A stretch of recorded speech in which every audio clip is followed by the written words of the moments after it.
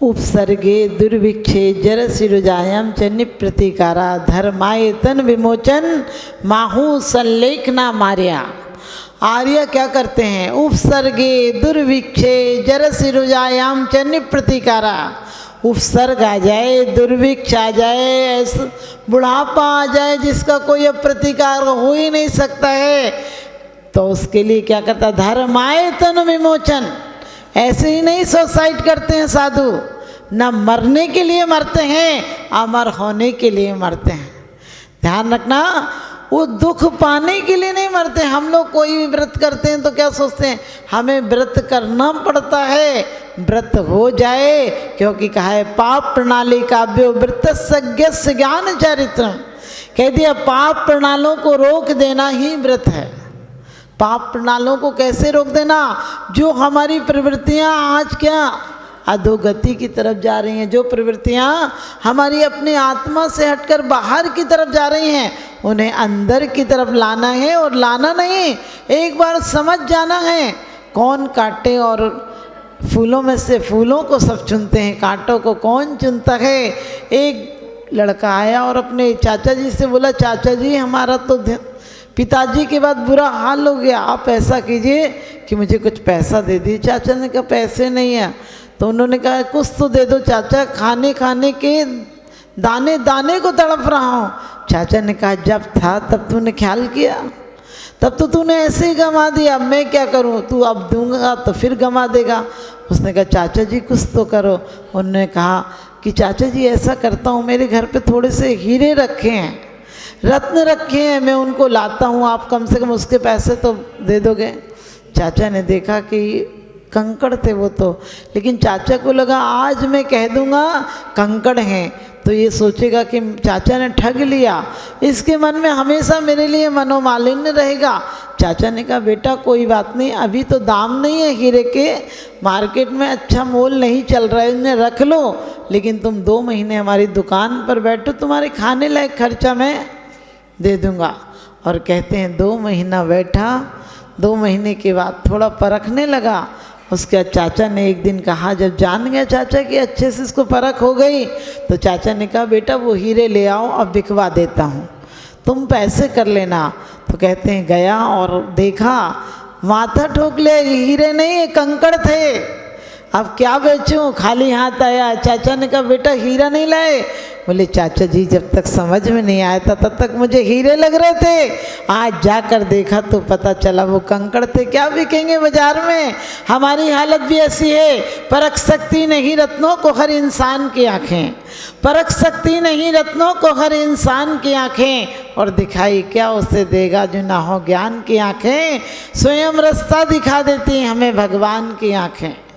क्योंकि कहते हैं भटकती है हवस दिन रात सोने की दुकानों में, भटकती है हवस दिन रात सोने की दुकानों में, और गरीबी कान छिदवा करके तिनका डाल देती है, गरीबी कान छिदवा करके तिनका डाल देती है। ध्यान रखना में परख होना चाहिए।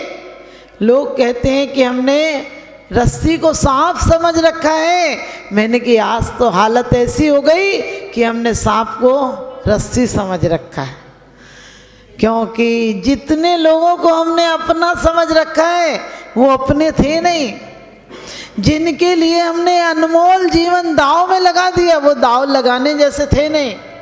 दांव भी क्या लगाना, क्योंकि धोखे की दुनिया होती है, वहाँ कौन किसी का होता है।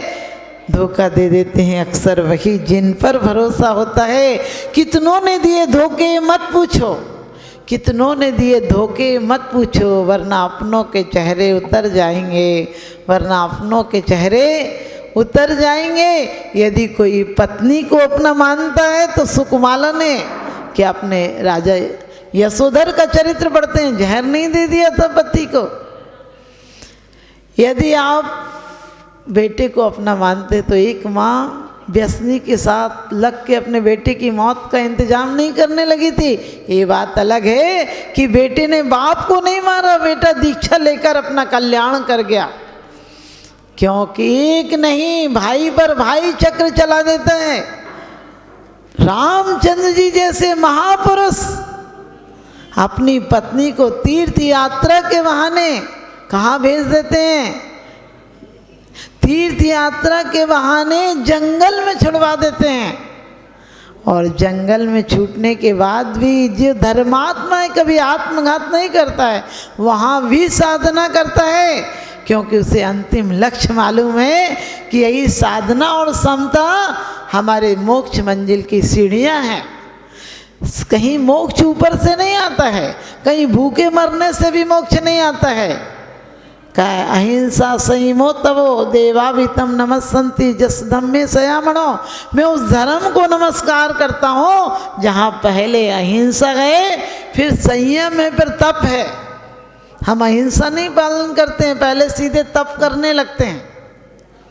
सीधे उपवास कर लोगे, कपड़े छोड़ दोगे, कपड़ों का प्रमाण बना लोगे, क्या करोगे? लोग यदि 10 लाख 5 लाख 20 लाख छोड़ भी देंगे तो बार बार कहते हैं हमने 10 लाख छोड़े थे, हमने कि छोड़ने में गलती हो गई होगी। छूटे कहाँ? दिमाग में तो वही बैठा है, छूटते कहाँ हैं?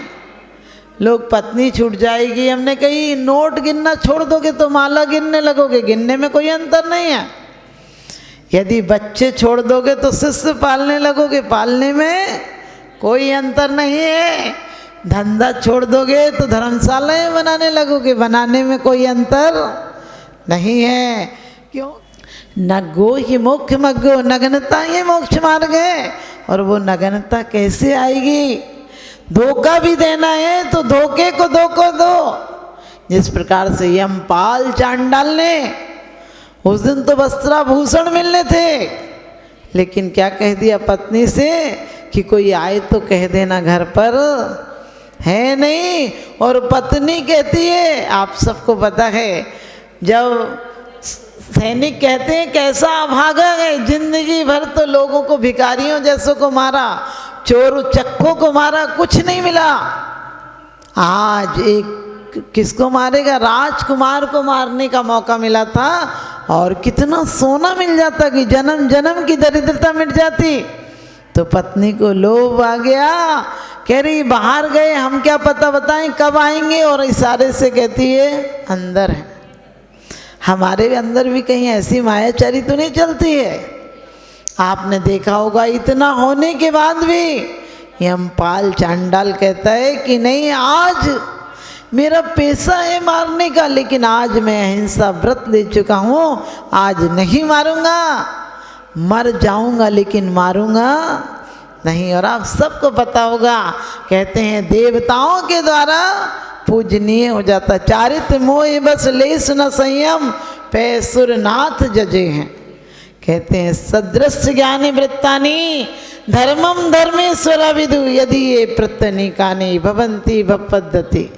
श्रद्धान है सिर्फ अभी विचारे को, क्योंकि श्रद्धान हो जाए तो ज्ञान तो सम्यक ज्ञान हो ही जाता है, ध्यान रखना। और ज्ञान हो जाए तो फिर जो होता है वो अपने आप चारित्र होता है।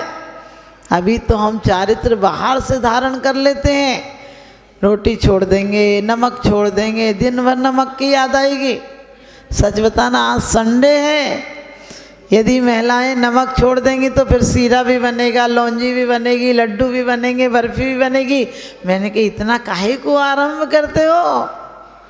अरे 5 पैसे के नमक ने क्या बिगाड़ा है, खा लो।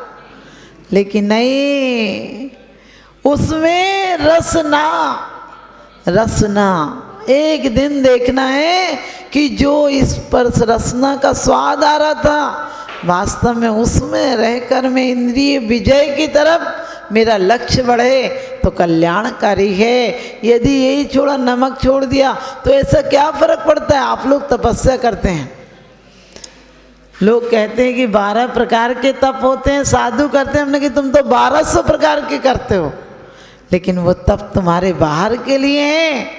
यदि डॉक्टर मना कर देता तो तुम भूखे नहीं रह जाते हो क्या? ऑपरेशन के पहले 6 घंटे तो पहले मना ही कर देता होगा खाने पीने को, लेकिन तुम्हारा तप नहीं है, क्योंकि तप आत्मा को उत्थान की तरफ ले जाए वो तप है, जो आत्मा को कुंदन सा बना दे वो तप है। लोग कहते हैं कि सुनार सोना जलाता है, मैंने कि सोना नहीं जलाता है, सोने को बचाता है, जो कीट कालमा थी उसको जलाता है।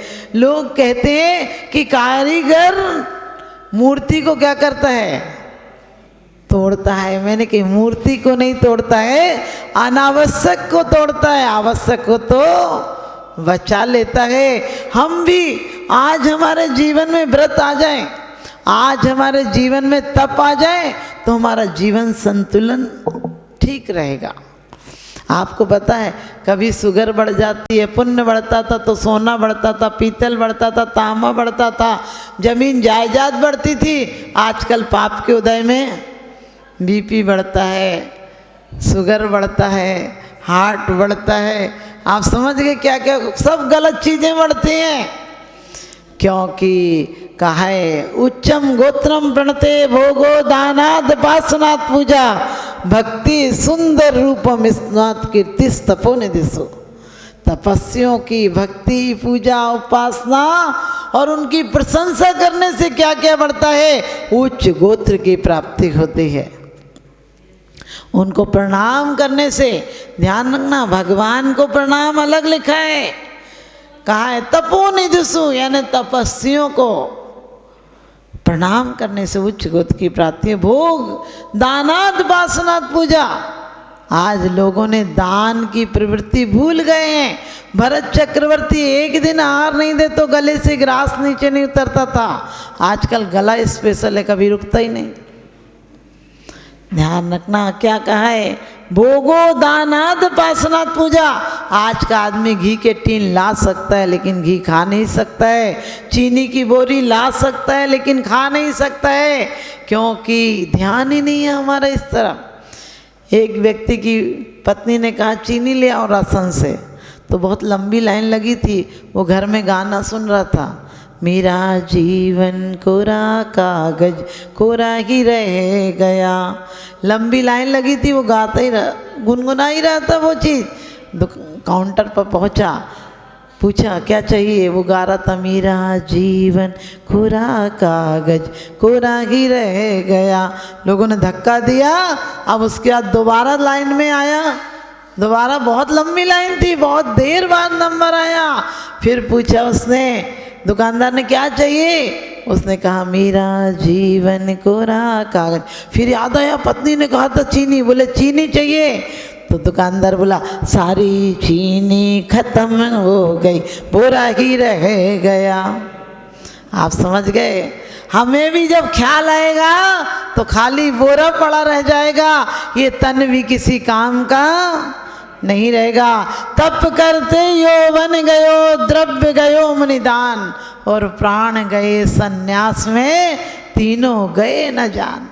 ध्यान रखना, कोई समाधि हम लोग कहते हैं धर्मात्मा निकट हो चर्चा धर्म सुनावे, वो सावधान रखें गाफिल न होने पाओ। हमने कही यदि पहले नरकायु का बंद हो गया है तो साक्षात तीर्थंकर जैसों का सानिध्य मिला, क्या श्रावणिक बच पाए? सोचना, श्रावक श्रोमणी थे, प्रमुख श्रोता थे, सारे 60,000 ग्रंथ उनके प्रश्नों पर लिखे गए, लेकिन जो आयु बांध ली थी उसे तीर्थंकर भी नहीं टाल सके। इसलिए मरने टाइम का इंतजार मत करना, सावधान रखना, पूरे टाइम अपने विवेक को, अपने ज्ञान को सावधान रखना। यदि मायाचारी करना पड़ जाए तो पापों से मायाचारी करना, अपने आप से मायाचारी कभी नहीं करना। ध्यान रखना, जिंदगी में जो जिंदगी को सहज रूप से जीता है, हम रोज पूजा में पढ़ लेते हैं सहज शुद्ध स्वाभाविकता से निज में निज गुण प्रकट किए। कभी आपने ये लाइनों पर ध्यान भी दिया? सहज शुद्ध स्वाभाविकता में सहजता हो, जो है हम अंदर बाहर भी वही हो। क्या आपकी पहचान बता दूं आप कौन है, तो आप भले शब्दों से कह दोगे कि आत्मा, क्योंकि पढ़ा है तुमने, अभी तक समझा नहीं है। अभी आप सुन रहे थे कि कोई मर जाए तो बहुत दुख होता है, ऐसा लगता है कि रोते क्यों, अरे आता है रोना, लेकिन फिर भी आप प्रशस्त राग नहीं करेंगे। आप समझ गए, प्रशस्त राग रखेंगे। यदि क्षणिक तो आता ही है, देखो ऐसे ही नहीं है कि नहीं आएगा आपको, जो राग के संबंध है, राग की श्रृंखला इतनी जल्दी नहीं टूटेगी, लेकिन फिर भी यदि विवेक होगा तो राग को भी हम वैराग का कारण बना लेंगे। राग को भी हम क्या करेंगे, राग को दिशा परिवर्तन कर देंगे। जो आज तक मोह था वो भक्ति में राग लगा देंगे। प्रेम ही जब पवित्र होता है तो आराधना और उपासना बन जाता है। प्रेम जब सामान्य स्तर से नीचे उतरता है तो वासना बन जाता है। हम अपने प्रेम को वासना नहीं बनने देंगे, हम प्रेम को इतना परिमार्जित करेंगे कि टिकालमा को हटाएंगे और एक दिन हम भी परमात्मा बन जाएंगे। काय उपसर्गे दुर्भिक्षे जरसी रुजायम च निप्रतिकारा। कोरोना में आपको पता है कितने लोग मरे? 24,68,000 लोग मर गए पूरी दुनिया में मिलाओ। सोचो उनमें हम भी होते तो आज यहाँ होते क्या? जिस प्रकार से वो 72 जोड़े बच गए थे, कहीं 2 कथन आते, कहीं आता 72, कहीं आता कुछ जोड़े बच गए थे। ये सोचो आज की पावन बेला अपने आप में एक मिसाल है राग में डूबे हुए रागियों के लिए, एक रसाल है। ऐसे समय भी हमारे दिल नहीं बदले तो समझ लेना तुम्हारा साहस तीर्थंकरों से विशाल है, तुम्हारा साहस तीर्थंकरों से विशाल है। ऐसे समय में हमें सौभाग्य मनाना चाहिए कि हम लोग बच गए, ये बहुत बड़ी बात है। और बच गए तो अब और मरने का समय इंतजार नहीं करेंगे। यह हुंडा अवसर्पणी काल है। बल घटेगा, बुद्धि घटेगी, विक्रम घटेगा, प्रेम घटेगा, जल घटेगा, अग्नि घटेगी, गुण घटेंगे, माधुर्य घटेगा, सब घट गया। आप देख लो जल का स्तर नीचे कितना पहुंच गया। अग्नि क्या है हमारे यहाँ? अग्नि 3 दिन तक आयु है। आज हम 1 सेकंड में उसको लेते हैं और ख़त्म कर देते, फिर कहते हैं हमने तरक्की की है। अरे हमने झूठे धोखे की दुनिया को अपना मान लिया है। ये रहो दुनिया एक नाटक घर है, रहो विविध पात्र बनो, रोल अदा करो, प्रेम से रहो। ये नाटक है, लेकिन नाटको अटकना नहीं है, क्योंकि अटक जाओगे तो भटक जाओगे। दुनिया में ऐसे रहो जैसे कि जल में कमल का फूल रहता है। दुनिया में व्रत तुम कर रहे हो, आज भी डॉक्टर कहें उसके पहले हम आचार्यों की वाणी का आचरण कर लें। मैंने कहा था तुम लोग भी तप करते हो, अनशन करते हो। कभी कभी गुस्से में महिलाएं खाना छोड़ देती हैं और कभी कभी डॉक्टर के कहने से छोड़ देती हैं।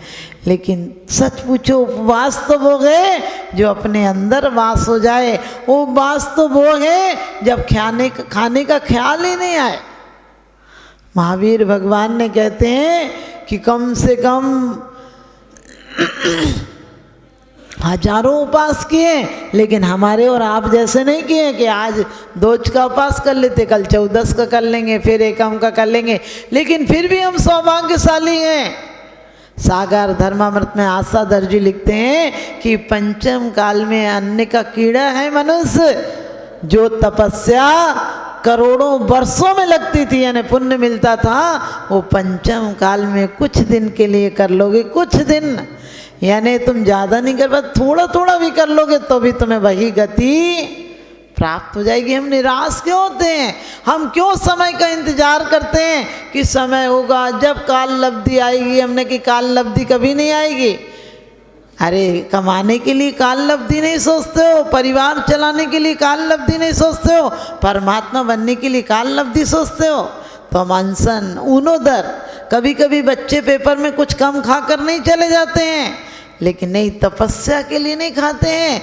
तपस्या के लिए ऊनोदर बहुत कठिन तपस्या है, क्योंकि जठराग्नि प्रबल हो गई है, खा लिया है, भूख कहती है दो, और वो कहते हैं ऐसे इतना ही देंगे क्योंकि आखिरी टाइम तुझे साधना करनी है। तू नौकर की तरह है, तुझे उतना ही वेतन दिया जाएंगे जितना तू मेरे तन को क्या लगा देगा, सार्थक बना देगा, साधना में लगा देगा। इसलिए अनशन उन्नतर व्रत परिसंख्यान। आप लोगों को पता है जो मेंढक बना वो क्या नियम था? जब तक तेल रहेगा सेठ का, जो सेठ ही तो मेंढक बना था, महावीर अष्टक में जो अपन पढ़ते हैं, लेकिन नियम क्या था, जब तक तेल रहेगा तब तक सामायिक नहीं छोड़ूंगा। लोग कहते हैं माता जी जब फिर क्या फ़ायदा निकला, मेंढक बन गया वो। हमने कही मेंढक बन गया तुमने ये देखा, लेकिन तुमने ये नहीं देखा कि मेंढक होने के बाद भी पूर्व जन्म का संस्कार था कि देव पूजा का परिणाम आया। ये संस्कार एक एक तुम्हें कब सीढ़ियां बन जाएंगी कब पता नहीं। व्रत परिसंख्यान, रस परित्याग, विविध सयासन। बच्चे कभी कभी पेपरों में टेबल पर ही नहीं सो जाते हैं। और क्या करते हैं आप लोग, कितना कलेश करते हैं, काहे कलेश भी करते हैं। गर्मी के दिन हो और धूप आती है दुकान पर और बढ़िया सीजन चल रहा हो तो दुकान बंद करके घर पे आते हो कि वहीं बैठे रहते हो। धूप भी आ रही हो तब भी, बरसात हो तब भी, और ध्यान तो हमेशा ही चलता रहता है। अब आप बताओ तपस्या करते हो कि नहीं। जैसी प्रीति हराम से और ऐसी हरि से होए, चले जाओ बैकुंठ में पला न पकड़े कोई। तो हम लोगों ने बहुत पुरुषार्थ किया है। जितना पुरुषार्थ हम परिवार के लिए करते हैं, पैसे के लिए करते हैं, पद के लिए करते हैं, प्रतिष्ठा के लिए करते हैं, प्रशंसा के लिए करते हैं, उससे एक अंश मात्र भी परिणामों की तरफ ध्यान दे देंगे तो हमें परमात्मा बनने से कोई नहीं रोक सकता है। आप सब परमात्मा बन सकते हैं, ये हमारी क्या संभावना है। हम परमात्मा बनते हैं या पतित आत्मा बनते हैं, हम पत्थर बनते हैं या प्रभु बनते हैं, हम तिर्यंच बनते हैं या तीर्थंकर बनते हैं, हम नारकी बनते हैं या नारायण बनते हैं, जो क्रियाएं मात्र हैं। बहुत अच्छी बात कही वासुपूज्य भगवान की स्तुति करते हुए कि भगवान तुम्हें कोई फर्क नहीं पड़ता निंदा प्रशंसा से, लेकिन फिर भी तुम्हारी स्मृति हमारे दिल के पापों को नष्ट कर देती है। क्योंकि दिल में तो एक ही चीज़ रहेगी, या तो पाप रहेगा या तो पुण्य रहेगा। आज तो हालत ऐसी है, मंदिर में जाकर जाप भी कर लेता हूँ, साधु संलाप भी कर लेता हूँ, इंसान से कहीं भगवान न बन जाऊँ इसलिए थोड़ा सा पाप भी कर लेता हूँ। क्योंकि एक महिला जाप कर रही थी, सामायिक कर रही थी, अचानक किराने की दुकान थी, सामायिक करते करते कुत्ता आ गया, गुड़ खा रहा था, तो वो बोलने लगी गुड़ की भेली कुत्ता खाए, कुत्ता भगाऊं तो सामायिक जाए। बच्चे लोग कहने लगे रोज़ तो अम्मा जी आलोचना पाठ पढ़ती थी, सुनिए जिन्हें अर्ज हमारी हम दोस्त की अति भारी, आज ये नया कौन सा पाठ पढ़ रही। अम्मा जी ने जल्दी घड़ी देख देख के माला माला फेरी और माथा ठोक कर बोली, इतनी देर से चिल्ला रही थी कि गुड़ की भेली कुत्ता खाए, कुत्ता भगाऊं तो सामायिक जाए।